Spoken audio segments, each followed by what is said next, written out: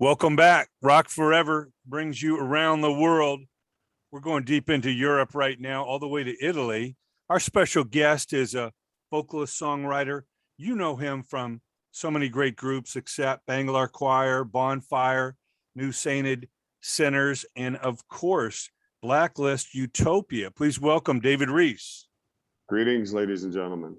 Nice Great to be here. See you, man. I know it's different part of the world. I love Italy. It's really a beautiful country, and what's so amazing if you're used to touring or being in America is, you know, how fairly small Europe is. I mean, you can drive from Italy to France and up to Switzerland to Germany, and you know, a matter of hours. It's really amazing to you know, go through the continent there. Yeah, the time it takes to cross Texas or Montana, you can do like 5 countries in Europe.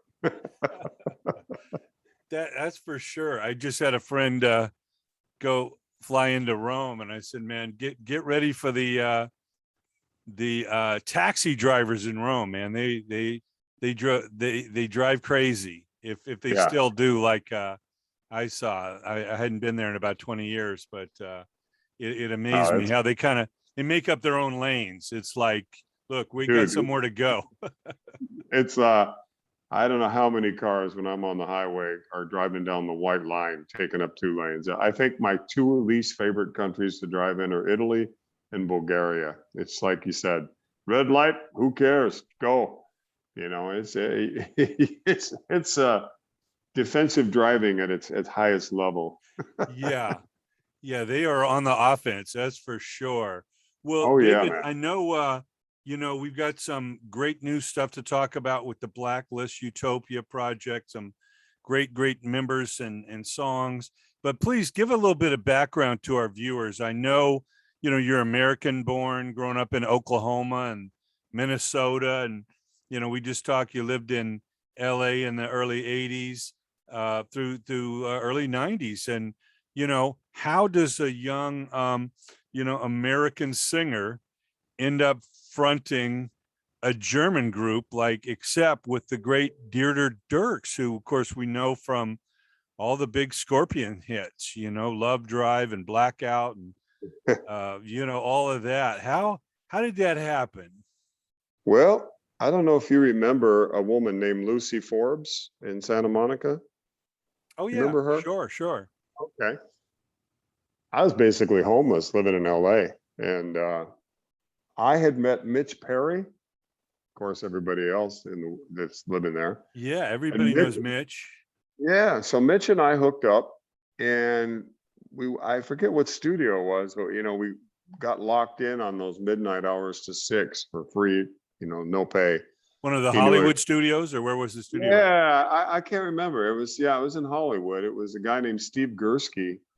Was an engineer and a friend of Mitch. And so we started writing songs together, went into the studio and tracked like, I don't know, 6, 7 songs and shopped it around and got no interest. And I was staying with Lucy. I was sleeping on her floor.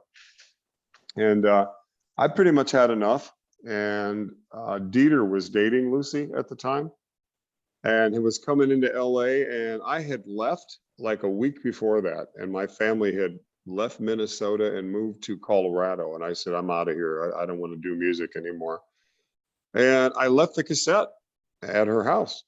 And he started telling her the problems they were having with a guy named Rob Armitage that they had right after Udo. And I need a singer. And she goes, well, listen to this guy. And he said, that's the voice I need. Where is that guy? And she goes, he just split. So they tracked me down in Colorado. I picked up a day gig again, and about 10 o'clock at night, the phone rang, and it was Wolf Hoffman. And I didn't believe it was him, you know, and then I think I actually hung up on the guy, and then he called me right back and then said, hey, I'd really like you to come over to Dusseldorf. Are you interested in an audition? And I said, duh. So probably a week later, I was on a plane to Dusseldorf, and the greenhorn that I was, being a club guy, you know, I thought, wow, I get to meet the Scorpions. Because, you know, I mean, they were doing Savage Amusement. It was their last record with Dieter, and I'm so green when it really came to the way things go that I was excited to meet Matthias and Rudolph, you know, and literally the next day after I'd arrived, Baltus woke me up and said, let's go to the studio. And I'm like, yeah, now I get to meet the Scorps. And I walked in and they were there. Of course, they didn't care. I said hi and they just looked at me. And Baltus walked me into a demo studio at Dieter's place and we started working. I mean, the next day started working on ideas. He had a bunch of riffs and some title ideas and said, sing something. And I'm like, what? That's how it happened, you know? And the final audition was a live gig in Cologne at a club called the Empire.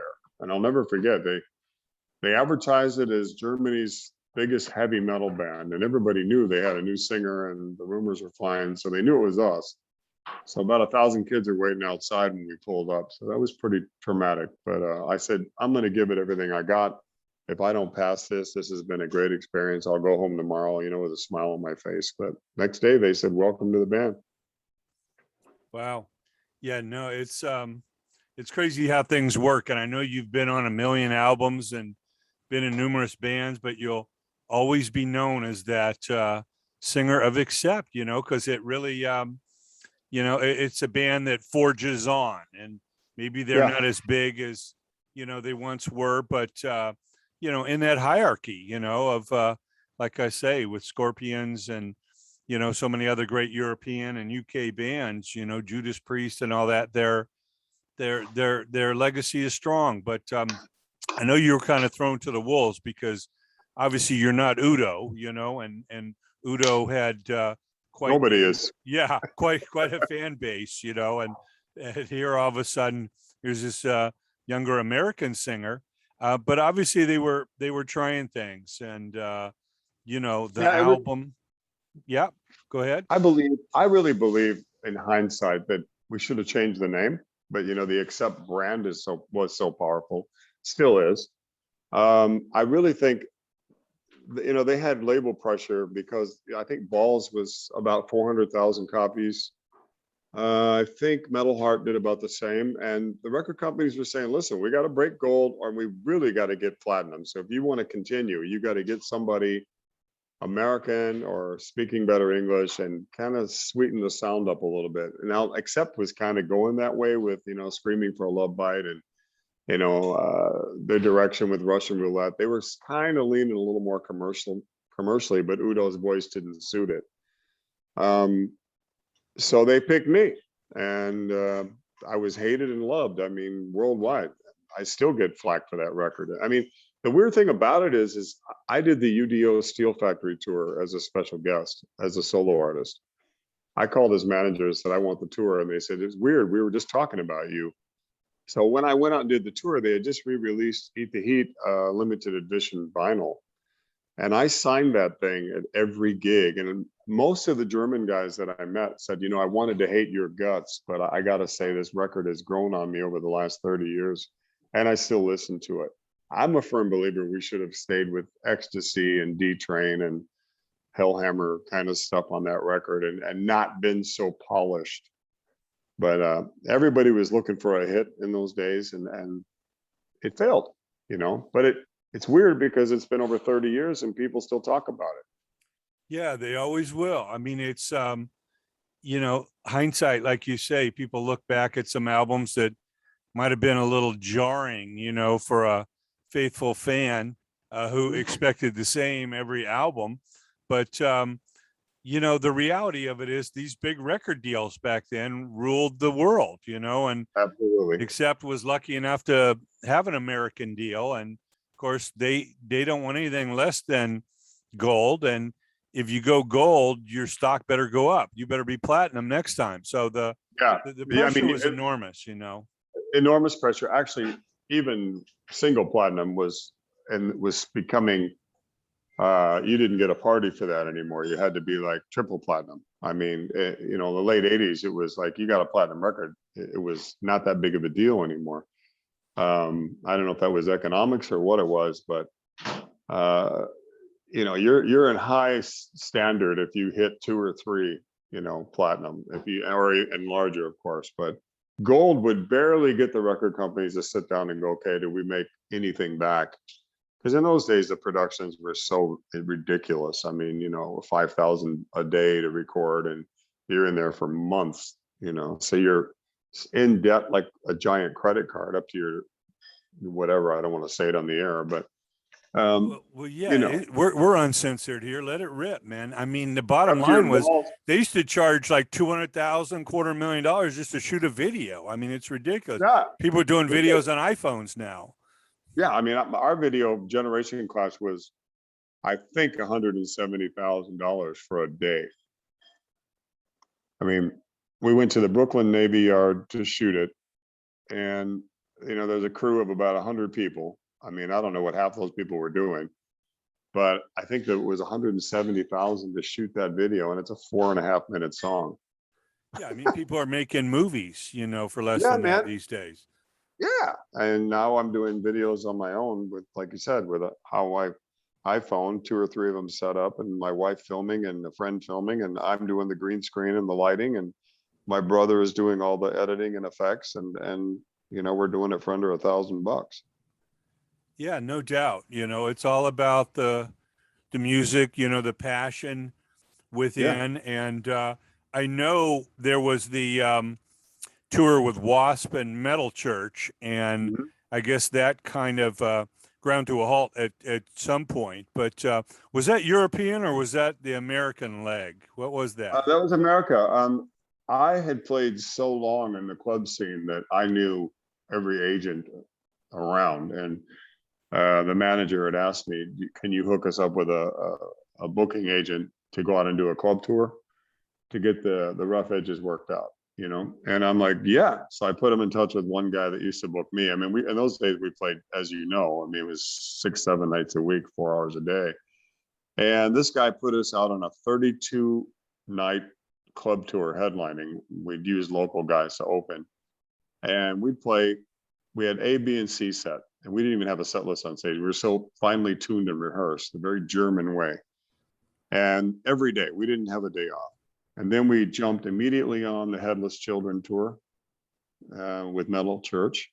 And, culturally, whatever. I mean, there were issues in the band from the beginning, and ticket sales were not good with Wasp. I mean, some venues were pretty full, some were not full. They were getting sold to smaller venues as the tour progressed, and the tension just built up, and it came to a boiling point. It ended badly. And I'm back friends now with Peter and his wife, and things are cool. I have no regrets. I mean, it's a great experience. I mean, there's a rumor going around right now of a kind of accept fest with me, Udo, Herman Frank. I mean, there's people talking about that, kind of like Schenker did. The history of the band. There's a long history, a long legacy. Everybody, plays their part. And yeah, I mean, it was a little shocking that Peter left, Wolf, but Wolf's the last man standing, in that version. Yeah. I mean, Mark's been there probably 15 years or so. And he's done a fine job, and the band continues to knock them dead. And they're in a lower level as far as the draw thing goes, but then the thing about Accept is they'll go down kind of a little bit for a few years, and then you'll see them headlining Bakken. It's incredible. I mean, they just have a staying power. I mean, in Europe compared to America, there's a loyalty with the fans that America greatly suffers from. In America, it's the here today, gone later today syndrome.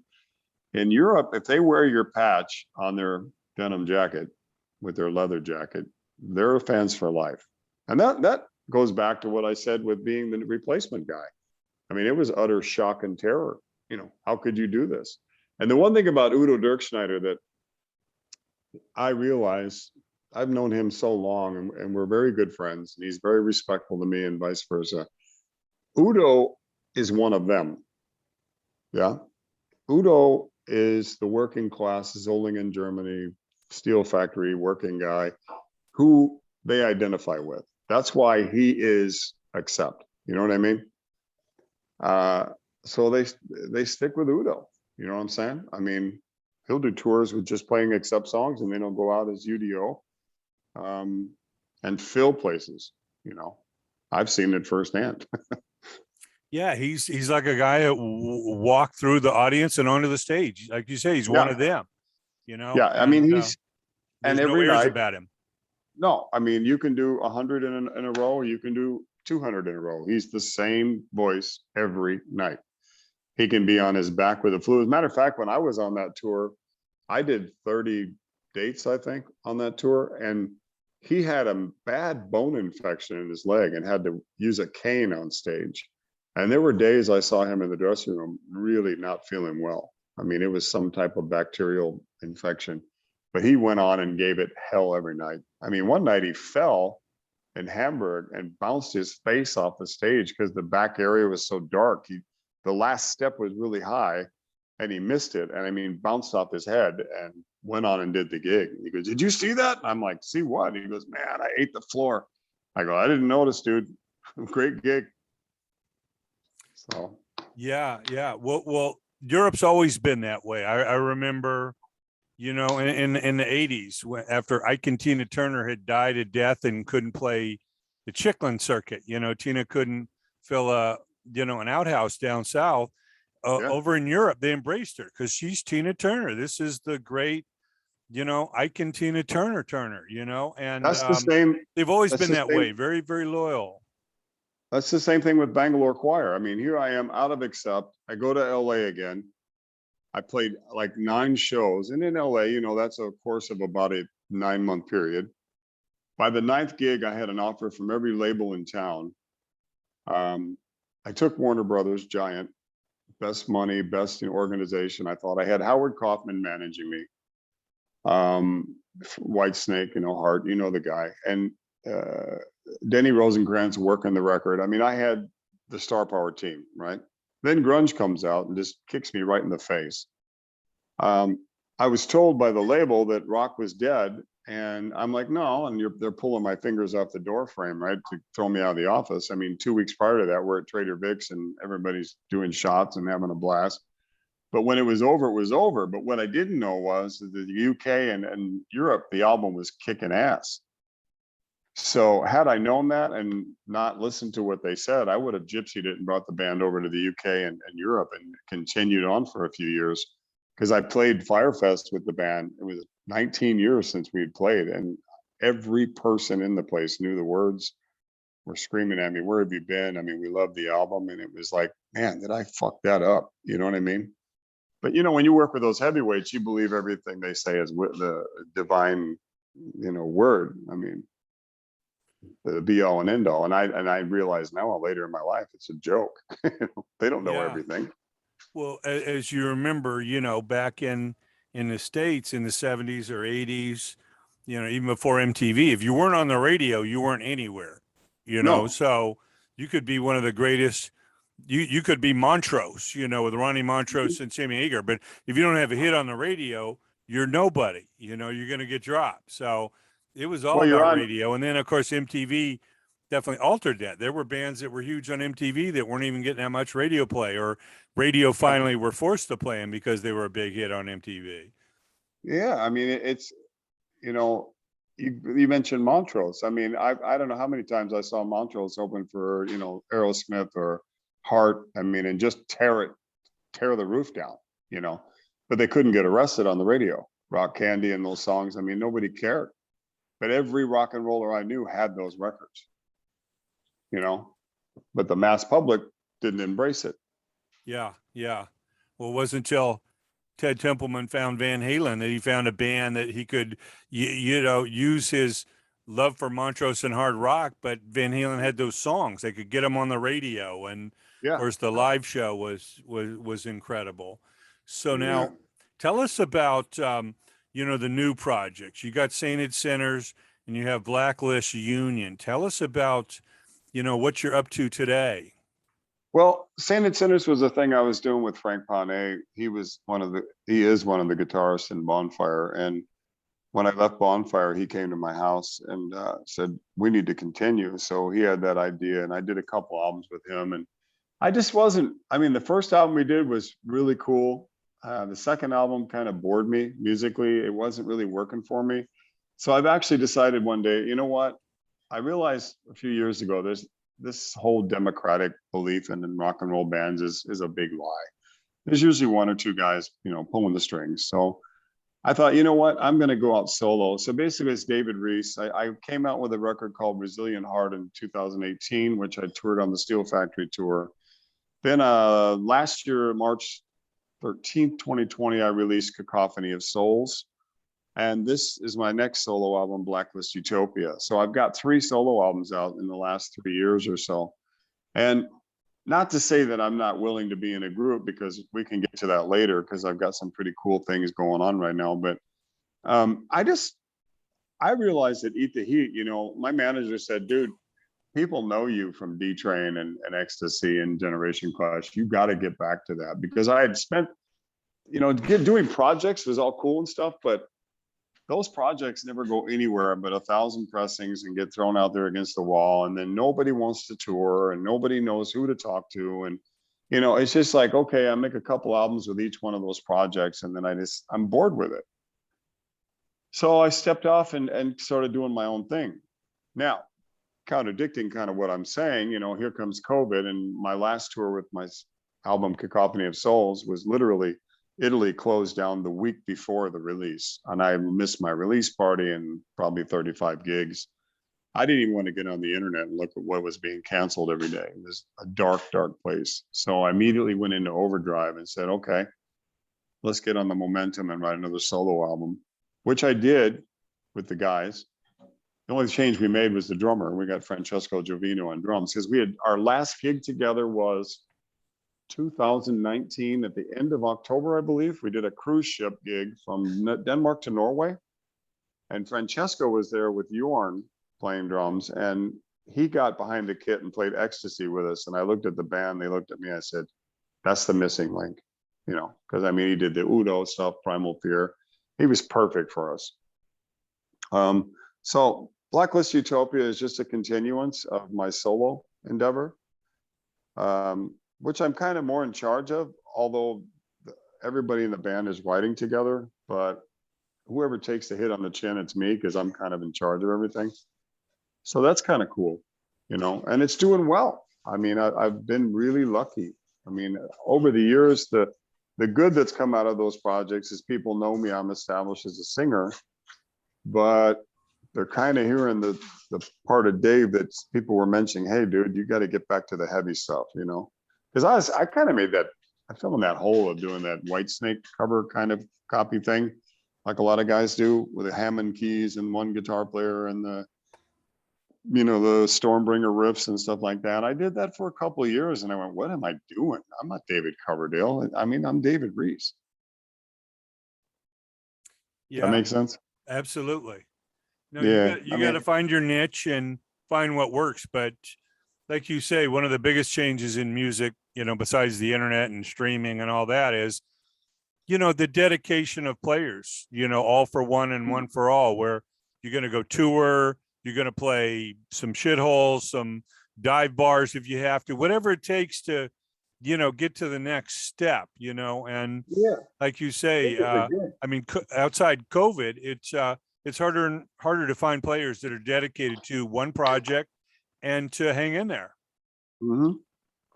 And they say they're in there, hanging in there, but when they realize, when there's 50 people as opposed to 500 at some gigs, then the whining starts, and then all of that drama starts boiling under the breath, and then everybody expects to have some huge draw and fan base, and you know what? It's a full contact sport. You take the good with the bad, and you got to, like you said, follow the dedication. I mean, if you really are an artist, you're going to go play those 50-person rooms. You're going to play for 5,000 people. There's rarely any bands that I know right now that are consistently drawing that kind of an audience night after night after night. It just doesn't happen. Unless you're in the first time U2 played Orange County, there were 12 people in the audience. I mean, everybody, I don't care what stadium level you're at or whatever, you played to empty rooms and a handful of people, along the way, and they still put on a stadium show for those 12 people. Yeah, I saw the Police with the Roxanne single play a club called the Longhorn in Minneapolis with about 10 people. Sting was walking around in front of me in front of the table with one of those coily bass cables, like smiling at me, just walking around the dance floor. And Roxanne was a huge hit, but nobody was there. Yeah, famously, it was four guys like in a station wagon or van. They're the three members of the band, and the fourth guy was the tour manager, the sound man, and the merch guy. Yeah, and he took all the shit. I mean, those guys, God bless them, they were pirates. I mean, I've had those guys in my life. I've got a few of them now. They're road dogs, man. They live for rock and roll. It's in their DNA. I mean, they don't complain. They take everybody's grief. They listen to all the grievances, and then they keep carrying the flag. I wish we had more of them. Yeah, thank God for them. It's a missing breed. We gotta keep rock alive and all that. I truly believe that there's, a generation coming that is going to understand the power of the music and the excitement of the communal experience. That's what it is. Of a great live show. Yeah, man. I mean, that everybody's crying about how they miss it. But then you got, like you said earlier, well, I don't know, man, I'm not going to get vaccinated. Okay, I respect that, but you're not going to play, I don't want to get jabbed, but I did. I got my booster, but I want to play. And clubs are just going, I mean, how can we keep the doors open? We're in Europe, they're at 33% capacity because the law disallows that. And bands have to realize that you're not going to get the guaranteed fee you got 2 years ago. You're going to have to come down and go back to paying your bills again and paying your dues. And many people have this thought in their head that, no, I'm not going to do that. They have to pay me. Well, dude, it doesn't work that way. It's 101. I mean, so. Yeah, it starts from the top down. How many tickets we can sell, what we can generate, and now what we can afford the talent, because we still got staff and insurance and all of that. Yeah, absolutely. I mean, and the hotels go from being, a nice big single room to, 5 guys sharing 2 rooms, or the singer gets his own room, or you're sharing it with that magical pirate that's driving and doing all that nightmare work behind the scenes, the merch guy, the driver. So, I don't have a problem with it. I mean, I was thinking about this the other day, talking to a guy back in the old days, in the late 70s and early 80s. I mean, we played literally every day. And I was making $150 a week, killing myself to live. And I hated it. I mean, we do the big circle through the Midwest, right? Minnesota, Iowa, Chicago. Then you go up to Canada and spend 6 weeks from one side of the country to the other. And then you go back and repeat that 6 or 7 states. That was your mileage, man. But I thought about it the other day and I said, you know what? I would give my eye teeth to do that one more time. I mean, I really do honestly miss that, because it was fluid, man. It was real. We wrote songs in hotel rooms. We tried them out live, in our set. We'd squeeze them in between the Judas Priest Screaming for Vengeance and all that stuff and see if it worked. And we kind of groom it, live on the same food, everybody, I mean, it was a real rock and roll experience. Now we're all making records off of the internet, and we see each other one day before we go on tour and rehearse for 4 or 5 hours, and we go out and play and get slowly better as we're going on stage. You know what I mean? Yeah, no, it's easy to talk about the good old days, but we got to soldier on. Tell us about the Blacklist Utopia album. I know you've got several ex-Udo members on here. And what you're most proud of achieving, and maybe some of the highlight songs for you. COVID was, for you, for me, everybody, I don't know, everybody had their own personal, I don't know what it was, how it affected us. And America, I was sitting over here watching Fox and other news stations going, what is going on? And where the George Floyd incident happened was literally 5 minutes from where I cut my teeth in rock and roll in Minneapolis. So I watched my city burn to the ground. Okay, I don't applaud what they did to that man. I mean, they could have jumped in and stopped it. But I also saw a lot of those liquor stores and little grocery stores that I'd go in, because I stayed with my aunt and uncle a long time, and they were both disabled. So they couldn't get out to get food. And I go shop at those places, and now they're gone. So there goes my city live on TV, right? Really got to me, dude. And I started thinking about, and then I found a chat room where I was called a racist because, you know, I'm probably moderate right. And I like to shoot. I like to hunt. You know, I lived in Montana for years. I love cowboy life. And somebody somehow put it in their mind that I was automatically a racist. You got labeled in the cancel culture. Okay. Well, to make it all clear out there for the record, 90% of my family is mixed race. Okay. Including me. So it made me furious. You know what I mean? I'm like, how dare you? And it all went all the way to magazines and all this stuff. And I was being told to write a written apology. And I'm like, I apologize for nothing because I'm not a racist. I don't know where this started. So it was this cancel culture madness that was going on was starting to get to me. So I started thinking about it. Okay, if you're a left guy or a right guy or a middle guy, no matter what part of the spectrum you're on, one of the other sides are going to blacklist you right now, and vice versa. So I just quit dealing with it. I mean, those watching the internet and all this crazy stuff. And then I kind of thought one day, I said, what is this? They're seeking some type of utopia, right? Are they going to be satisfied if they reach that utopia that they're all talking about? I don't think so. That's my opinion. Nobody seems to be satisfied with shit. You know, they always want more. I was raised to work hard, do the best I can, work for my money, and give an honest day's work. I have a day job, dude. You know, I'm a roofer. So, yeah, it really got to me. So that inspired a lot of the stuff that's on the record. The one track that I really like is I Can't Breathe. Now, that's not George Floyd. That's me using that title, being strangled by the media and what I read every day. Okay. That's one of my favorite tracks. American Dream goes back to what I just said about the work ethic. I don't expect anybody to hand me anything. You know, I don't deserve anything, right? I want good health. I want to sing well. But to do that, I got to take care of myself. I have to go out and work and I have to produce what I'm doing and stay focused, right? That's American Dream. And then, there, you know, I was watching the anniversary of 9/11 and I saw a photo that of the Statue of Liberty and the towers were collapsing. And it just stunned me. Because I remember that day vividly, and I'm sure you do too. So alone in my American dream is just kind of like the values that I hold dear to myself as a person. Now, then you get into Red-Blooded Hellraiser, which is an up-tempo, hard rockin' Yahoo song, yeah, which I love. To the Core has got some elements of like Megadeth because Malta, the bassist, he grew up in that genre more than I did.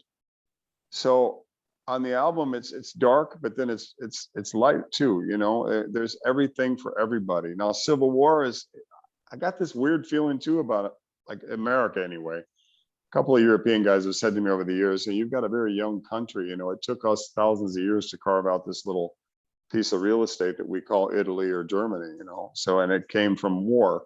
And it wouldn't surprise me to hear one day somebody say the United States of Texas or the United States of Florida or New York. You know what I mean? Nothing surprises me. So that's kind of what Civil War is about. But to pick a favorite, I mean, I like all of those a lot. And I can, it's subjective. You know, my lyrics are not baby, baby, whoa, whoa. I watch things, I listen to people talk, I talk to you, I talk to other interviewers, and they'll say something, or I'll listen to an album and somebody will sing something and go, wow, that's interesting, that verse. So then I'll take a title out of that and just kind of write against that. You know what I mean? I hope I answered your question. Yeah, it's important to be, you know, aware, you know, and I mean, some of my favorite music had a message to it, you know. People are afraid to say what they feel sometimes today. Everybody's so non-PC, you know. I don't even know how comedians do it. How can you get up and tell jokes if you're not making fun of somebody or something, you know? It's can you imagine Sam Kinison right now? Yeah, no, could you? Could you imagine that man standing on stage screaming his head off about starving people in the or desert? Richard Pryor or any of them. I mean, you couldn't even imagine. You can laugh. I mean, that's another thing too about this cancel culture. I tour Europe a lot. Okay. I don't care what country I go to. They make fun of the other country next door, but it's not meant in a way that it's like evil. Oh, you know, if you're in Scandinavia, Sweden makes jokes about Norway. Norway makes jokes about Denmark. And, you know, you hear it everywhere you go. You know, like, or the Germans make fun of it's kind of a competitive thing. It's self-pride. Our country's best. Yeah. You guys are a little weird over there. But if you do it in America, they cut your head off. And lighten up, man. I mean, people say everything's big in Texas. Might be true. Maybe they do have a way of thinking. God bless them. Montana people, they just want to be left alone. You know what I mean? We don't want to live your life. We want to live ours. Big sky country, you know? In New York, if that's what you want, God bless you. You know, it ain't hurting me, but don't tell me that I need to think like you. Otherwise, that we can't be. I mean, I have lost friends over this. You know, I mean, it's ridiculous. I have gay friends. I mean, a lot of my gay friends that are my age are just going, man, dude, I'm not part of this. Don't worry about it. You know, I'm gay. I'm like, yeah, I know you're gay. So what? You know, so what? He goes, I don't have to preach to the choir that I'm gay. And I'm like, yeah, I don't preach to you that I'm hetero. I mean, what are we doing? So, and I believe that media is one of the main culprits of this. And, you know, we're all sitting around wondering how we're going to feed our families and what's going to happen. And we're sensitive, right? So it makes people overreact. Human beings are terrible about that. You know, they can be led around by the nose. You know what I mean?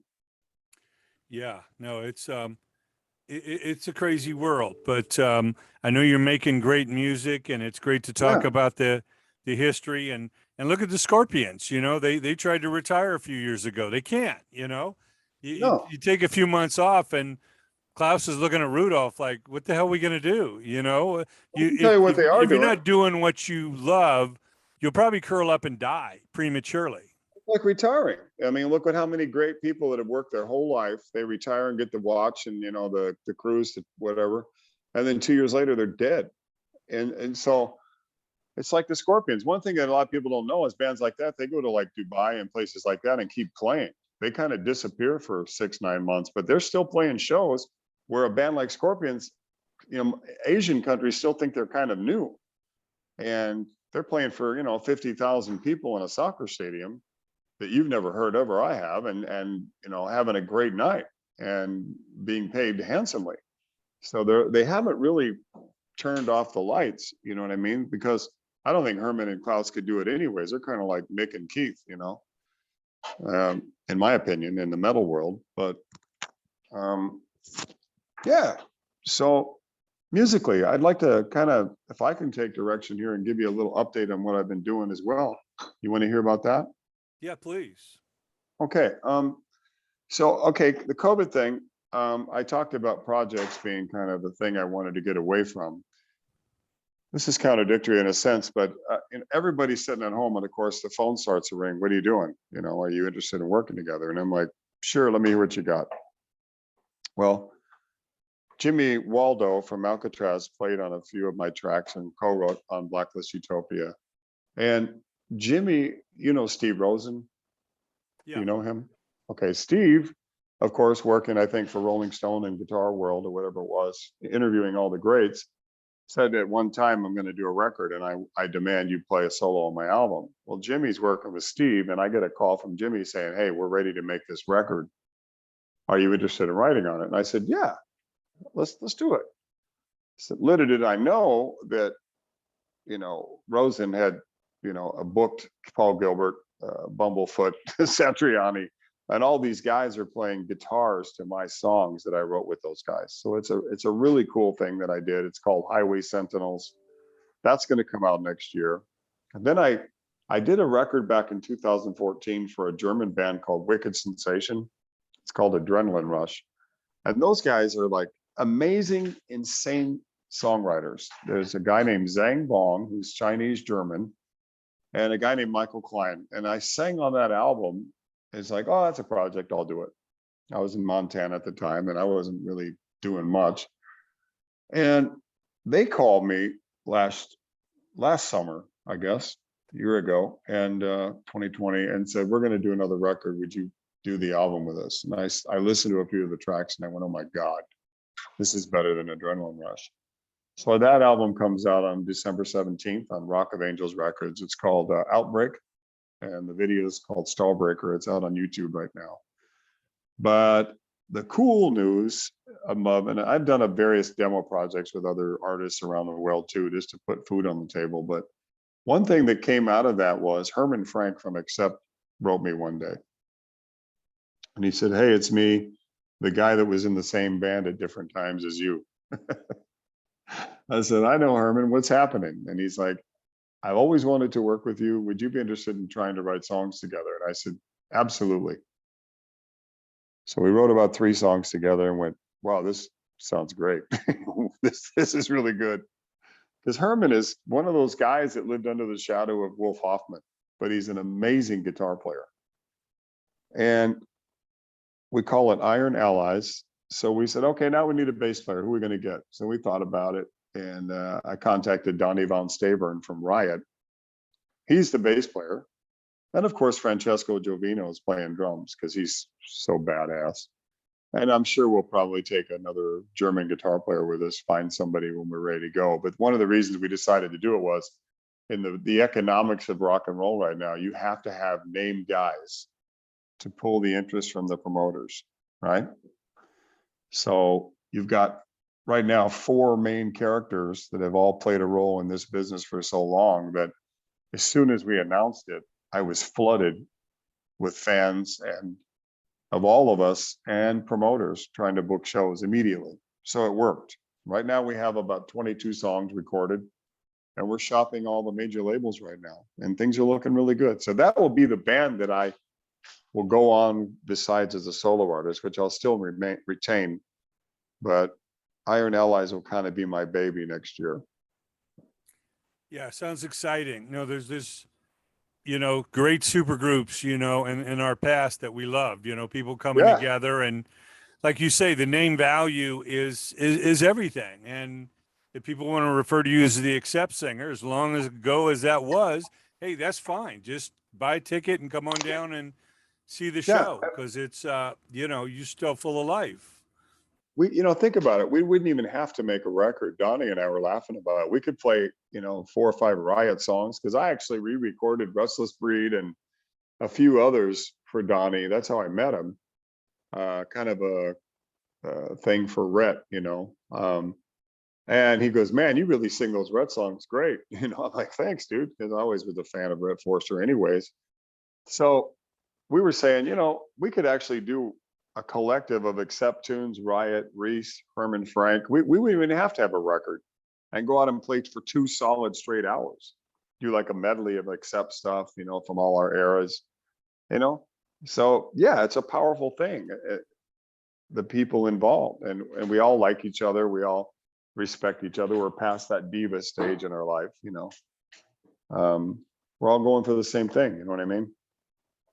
Yeah, no, it's a great thing, and we certainly wish you well. And is there a social media or somewhere people can go to keep up on your projects or what's new, what's happening? David REECE on Facebook, Instagram. I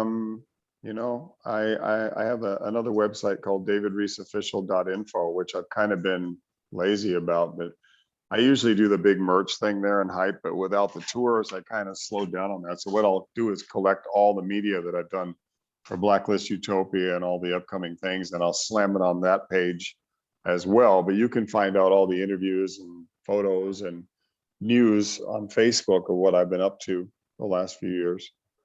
So I'm pretty active, and I like to talk to fans. I'm a fan guy. I mean, there's 2 kinds of musicians, right? Yeah.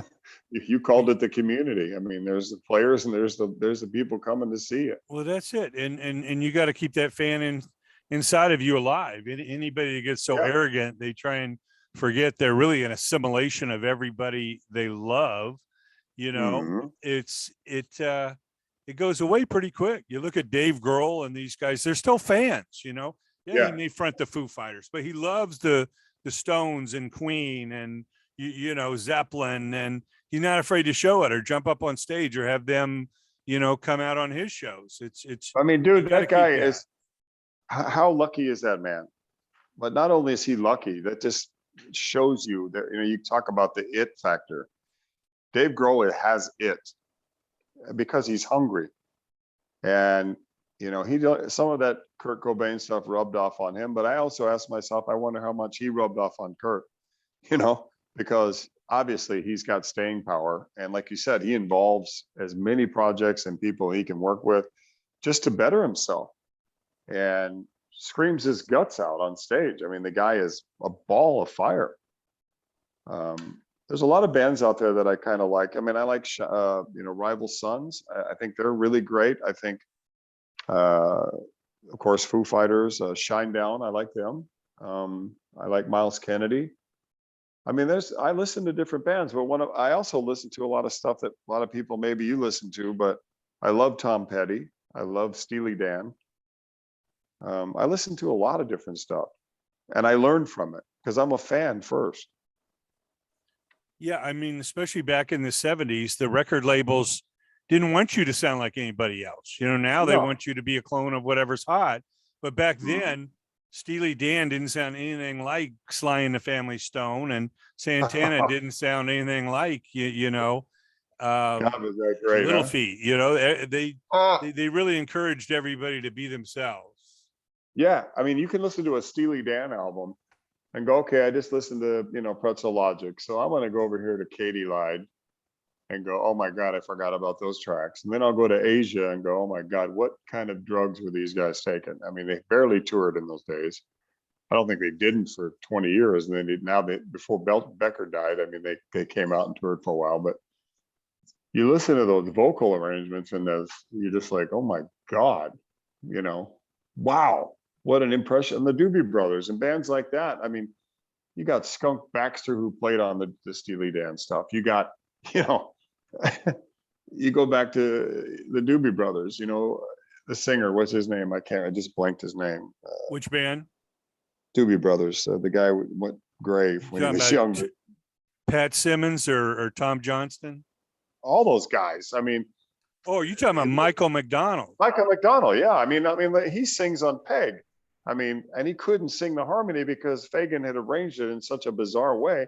He could sing it away from the mic, but it was written so cleverly, he couldn't perform it. He did it like 50 times before he nailed it. And, when you got a guy like Michael McDonald going, I can't do it, dude. Yes, you can. Yes, you can. I need that harmony voice inside that song to make that chorus happen. Skunk Baxter, the list goes on. Like you said, Little Feat, Little River Band, Pablo Cruz. I mean, Starship, when Mickey came in, that band was like dead in the water. And then here they come out with Jane, and you're like, oh my God, the singer from Elvin Bishop, listen to that voice. And he still has it, Yeah. Many of them still have it. I go see Paul Rogers. Paul Rogers sounds stronger now than he did 50 years ago. And my favorite. Or Bad Company. I mean, it's unbelievable how people keep their voice in shape. He's a freak, dude. I mean, but that all ties into taking care of yourself. Okay. We all lose a little bit the older we get, but I have never seen Bad Company or Paul Rogers have a bad night. I can't honestly say that. Every time I've seen him, I was like crying. It was like Ronnie Dio was. I mean, the guy never warmed up. He just walked out there after a Guinness and smoking a joint and just blew your head off. I mean. Yeah, I got to experience that at a festival. I'm interviewing Ronnie in a little trailer. He couldn't have been nicer. And he said, well, thanks so much for coming. I got to go to work. He walks outside, joins, Vinny Appice and Tony Iommi, Geezer Butler, and walked out, and 30,000 people are screaming for the next hour and a half. And his voice is stellar. No warm up whatsoever. It was unbelievable to see it up close. Yeah, it's mind blowing. And then you got Glenn Hughes. I mean, those guys are still delivering. And Halford, I mean, I've lost probably an octave in my range, but I've learned over the years to bring it down and where it's needed. I don't have to scream my guts out in every track because that's not melodic. I mean, you can be, David Bowie, look what he did with his lower register. I mean, it's beautiful, Yeah. Well, even Sammy Hagar. I mean, Sammy's like 74, 75 now. He's still singing his ass off. Can sing the Montrose and Van Halen songs and not miss a beat. Yeah, amazing. I mean, yeah, we come from the same piece of cloth. I think you and me, we're cut from that.